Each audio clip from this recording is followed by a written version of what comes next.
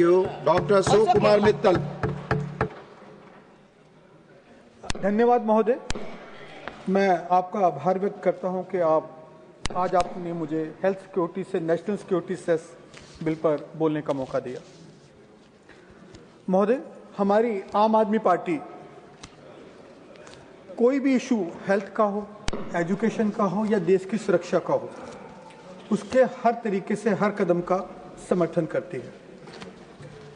महोदय, इस बिल की थ्योरी और आत्मा का मैं पूर्ण समर्थन करता हूं। मेरा समर्थन इस बिल के इरादे को है, लेकिन मेरा विरोध इस बिल को लागू करने के तरीके को लेकर है। इस बिल का मूल मंत्र है कि हम हानिकारक वस्तुओं पर टैक्स इकट्ठा करें और उसे देश की सुरक्षा या स्वास्थ्य की बढ़ोतरी पर खर्च करें। सर, बड़ा अच्छा लगता है सुनने में ये बात। पर महोदय कहते हैं the devil lies in the details. जब मैंने इस बिल के प्रावधानों को पढ़ा, गहराई से पढ़ा, तो इसमें कई चिंताजनक बातें सामने आई। मैं कुछ क्लासेस पर इस सदन का ध्यान आकर्षित करना चाहूंगा। सर, सेक्शन 6 केंद्र सरकार को शक्ति देता है कि वह जनहित में सेस की मात्रा को कभी भी दुगना कर दे। सर, मेरा सवाल है कि ये जनहित की परिस्थितियां कौन तय करेगा? बिना किसी संसदीय बहस के रातों रात टैक्स दुगना कर देना लोकतांत्रिक मर्यादा के खिलाफ है, जो मैं समझता हूं। सर, सेक्शन 7 में कहा गया है कि इस सेस का उद्देश्य राष्ट्रीय सुरक्षा और सार्वजनिक स्थान पर खर्च होने वाले खर्चे को पूरा करना है। अच्छी बात है, पर सर इस बिल में तो कोई प्रावधान ही नहीं दिया गया कि कितना पैसा हेल्थ में जाएगा, कितना सुरक्षा में जाएगा और आगे भी किस किस सब कॉलम में जाएगा। वो आधा आधा होगा, 10% यहाँ होगा, 90 वहां होगा। ये तो सरकार जब चाहे इधर कर दे उधर कर दे। हम सेक्शन 34 की बात करते हैं, वो सरकार को और अधिकार देता है और बड़ा कि शेड्यूल 1 में संशोधन करके किस नोटिफिकेशन के द्वारा किसी भी नए गुड्स को, किसी भी सामान को इस टैक्स के दायरे में ले आए। महोदय, टैक्स लगाने का काम संसद का है, न्यायपालिका का नहीं। सर, ये तो वो हुआ कि सरकार संसद से एक कोरा चेक साइन करवा रही है और मांग कर रही है कि हमें अधिकार दे दो, हम जाए जब चाहे किसी गुड्स पर भी टैक्स लगा दें या सेस लगा दें और जो चाहे उसका रेट निर्धारित कर दें। सर, अब हम जाते हैं न्याय की तरफ। सेक्शन 21 कहता है कि कोई भी कोर्ट इसके तहत अपराध का संज्ञान तभी लेगी जब उसका कमिश्नर उसकी इजाजत देगा, उस डिपार्टमेंट का कमिश्नर इजाजत देगा। महोदय, ये तो इंस्पेक्टर राज वाली बात होगी। अगर कोई अधिकारी गलती करता है तो आम नागरिक कोर्ट भी नहीं जा सकता। सर, ये तो न्याय के खिलाफ है, जो मैं समझता हूं। सर, ऐसे ही और सेक्शन है इसमें जो मुझे इम्प्रैक्टिकल, अव्यवहारिक लगता है कि सेस वास्तव उत्पादन पर नहीं होगा, मशीनों की गिनती पर होगा। सर, मंदी आ गई, हड़ताल हो गई, फंड्स प्रॉब्लम आ गई, कुछ और इश्यूज आ गया, लेकिन उसको सेस तो देना पड़ेगा गिनती के हिसाब से। एक छोटा व्यापारी जिसकी 10 मशीनें, वो तो टूट ही जाएगा। महोदय, अब मैं आज की स्वास्थ्य सेवाओं की वास्तविकता की थोड़ी बात करूंगा,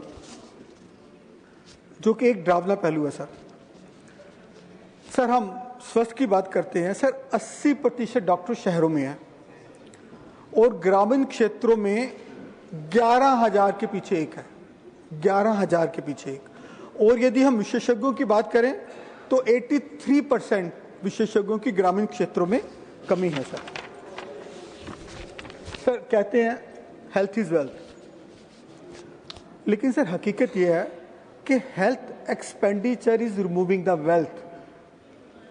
तंबाकू, पान मसाला जीडीपी का तो 1% नुकसान करता है और हमारे स्वास्थ्य बजट का 5 से 8% उनके इलाज में चला जाता है। मतलब सरकार जितना रेवेन्यू इकट्ठा करती है उससे कहीं ज्यादा इलाज में खर्च हो जाता है, सरकार का या लोगों का अपना मिलाकर।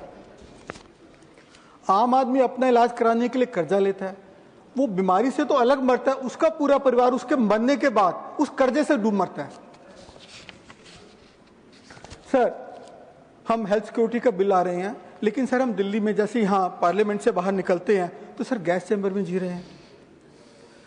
दिल्ली में एक दिन में सांस लेना मतलब 25 सिगरेटें फूंकने के बराबर है।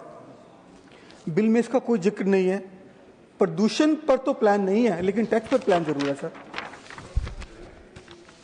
जब हम सर नेशनल सिक्योरिटी की बात करें तो हमारा ध्यान जाता है कि जो आजकल नई वार टेक्नोलॉजीज, वार टेक्निक्स आ गई हैं। ट्रेडिशनल गोली बारूद, टैंक, हवाई जहाज वो तो सब है ही, लेकिन उसके अलावा ड्रोन वार शुरू हो गई है। खासतौर पे मैं पंजाब में आता हूँ, पाकिस्तान भर भर के ड्रोन भेज रहा है, चिट्टा भेज रहा है, हथियार भेज रहा है। साइबर वार शुरू हो गई है, स्पेस वार शुरू हो गई है, ऑफ कोर्स हाइब्रिड वार शुरू हो गई है, क्योंकि आज एनिमी ऑन बॉर्डर भी है और ऑनलाइन भी है। सर, 2025 में अकेले भारत में 26 करोड़ साइबर हमले हुए हैं। हमारे पावर ग्रिड, बैंकिंग, रेलवे जैसे क्रिटिकल सेक्टर पर 650 कोऑर्डिनेटेड, वेल कोऑर्डिनेटेड हमले हुए हैं, जो पाकिस्तान सपोर्टेड स्टेट एक्टर्स ने किए हैं। महोदय, अब मैं इस बिल की सबसे बड़ी विडंबना पर आता हूं, सेस की रियलिटी पर। टैक्स का पैसा राज्यों के साथ बांटना पड़ता है, जीएसटी का या बाकी और सीधे तौर पे, लेकिन सेस का पूरा पैसा केंद्र रखता है अपने पास।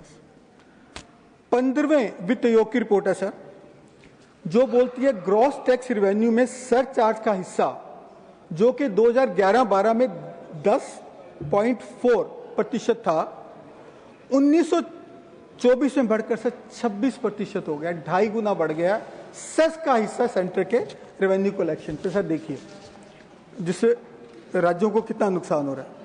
सर, कैग की रिपोर्ट जो अगस्त 25 की रिसेंट रिपोर्ट है, वो कहती है sir, central government has failed to transfer 3.69 lakh crore worth of sex collection to intended reserve. Sir देखिए, कंक्लूड करिए अशोक मित्तल जी। जी सर, मेरे सुझाव थे, पर चलो आप समय नहीं देंगे उतना, तो सर मैं एंड में कंक्लूड कर रहा हूं सर जी। हेल्थ सिक्योरिटी और नेशनल सिक्योरिटी जो बिल है सर, ये तो आप पास कर ही देंगे, हो ही जाएगा। मैं निवेदन करूंगा, मैं नहीं कर रहा हूं, सदन पास कर देगा जी हाँ। पर ये सुरक्षा सर कागजों पर नहीं, जमीनी हकीकत पर भी होनी चाहिए। तो मैं अंत में अपनी बात कहूंगा सर, जनता के खजाने को यूं ही ना उड़ाना, किए हैं जो वादे ईमानदारी से निभाना, आम आदमी का स्वस्थ हो या देश का सैनिक, हर एक जान जिम्मेदारी से बचाना। थैंक यू श्री गोला बाबूराव। श्री गोला बाबूराव।